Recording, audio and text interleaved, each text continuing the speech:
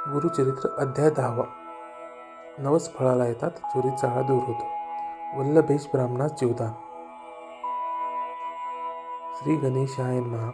नामधारक सिद्धयोग याला म्हणाला, महाराज, श्रीपाद यती सूक्ष्म रूपाने गुरुपुरातच राहिले असे आपण सांगितले. मग त्यांचे अर्थात दत्तात्रेयांचे पुढील अवतार कसे झाले? सिद्ध म्हणाला, श्री गुरूंचा महिमा अतर्क्य आहे. त्यांच्या लीलेचा कोणालाही थान लागत नाही. ते कार्यासाठी अनंत रूपे धारण करू शकतात.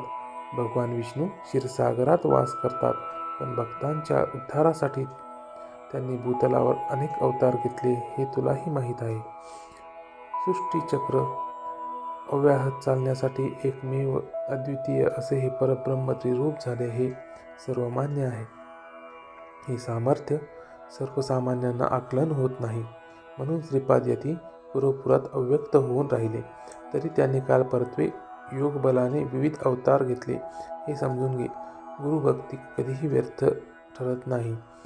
जो अत्यंत आपुलकीने श्रीगुरूंची सेवा भक्ती करतो, त्यांच्यावर दृढ विश्वास ठेवतो, त्या भक्ताला ते अहोरात्र जपतात, त्याची काळजी घेतात, याविषयीची एक कथा सांगतो. म्हणजे श्रीगुरूंची वत्सलता ते कार्यासाठी कसे प्रकट होतात याची खात्री पटेल. वल्लभेश नावाचा एक कश्यपगोत्री ब्राह्मण होता. तो सुशील व सदाचारी होता. व्यापारधंदा करायचा. तो श्रीपादांची भक्ती करायचा. त्यांच्या दर्शनासाठी प्रत्येक वर्षी गुरुपुरास यायचा. एकदा तो व्यापारासाठी निघाला. या खेपेला चांगला नफा झाला तर गुरुस्थानी 1000 ब्राह्मणांना भोजन द्यायचे असा त्याने मनोमन संकल्प केला होता. मार्गामध्ये तो श्रीपादांचेच ध्यान करीत होता. श्रीगुरूंच्या कृपेने त्याच्या मालाची गावोगावी उत्तम विक्री झाली. त्याला अपेक्षेपेक्षा जास्त नफा मिळाला. ती द्रव्यराशी घेऊन तो गुरुपुरास निघाला. काही चोरांनी त्याला लुटण्याचे ठरविले. आम्ही श्रीपादांच्या दर्शनासाठी गुरुपुरात जात आहोत असे सांगून तेही त्याच्याबरोबर चालू लागले. रात्रीच्या सुमारास निर्जन स्थान पाहून त्यांनी त्या ब्राह्मणाचा वध केला आणि त्याचे सर्व द्रव्य घेतले. त्याच क्षणी श्रीपाद दिप्पाड देह धारण करून त्यांच्या सन्मुख प्रकट झाले. रुद्राक्षधारी, भस्मधारी, जटाधारी आणि तीक्ष्ण त्रिशूळधारी अशा त्या साधूचे डोळे संतापाने आग ओकत होते. ते भयंकर उग्र रूप पाहून तस्कर भयभीत झाले. श्रीगुरूंनी आपल्या त्रिशूळाने त्यांना क्षणार्धात ठार केले. एक तस्कर गयावया करीत त्यांच्या चरणी लोटला. तो म्हणाला, मला मारू नका, मी निरपराधी आहे. या ब्राह्मणाला मी मारले नाही. माझे साथीदार याला मारतील याची मला जराही कल्पना नव्हती. मी याला वाचवू शकलो नाही. मला क्षमा करा. सर्व साक्षी श्रीगुरूंनी त्याचे अंतःकरण जाणले. त्याला क्षमा केली. त्याच्या हाती थोडी विभूती देऊन म्हणाले, ही विभूती या ब्राह्मणावर टाक. तस्कराने ब्राह्मणाची मान दडाला लावली आणि ती विभूती तेथे प्रोक्षण केली. तर काय आश्चर्य!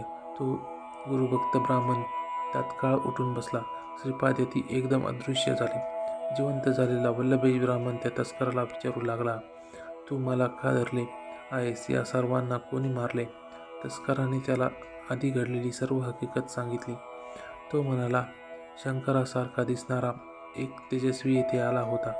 या तस्करांनी तुला ठार करून तुझे धन चोरले म्हणून त्याने यांना मारले.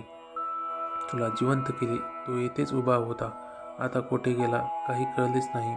तुझी भक्ती थोर म्हणून तो तुझ्या रक्षणासाठी धावला. ते ऐकताच ब्राह्मणाला मोठे आश्चर्य वाटले.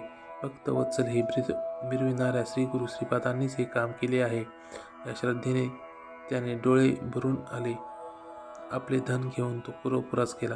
गुरुपादुकांची भावभक्तीने पूजा केली. 4 सहस्र ब्राह्मणांना भोजन दिले. असे आहे गुरुपुर क्षेत्राचे महात्म्य.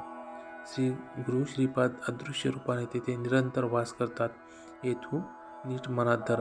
भक्तांना त्यांच्या अस्तित्वाची आजही अनुभूती येते.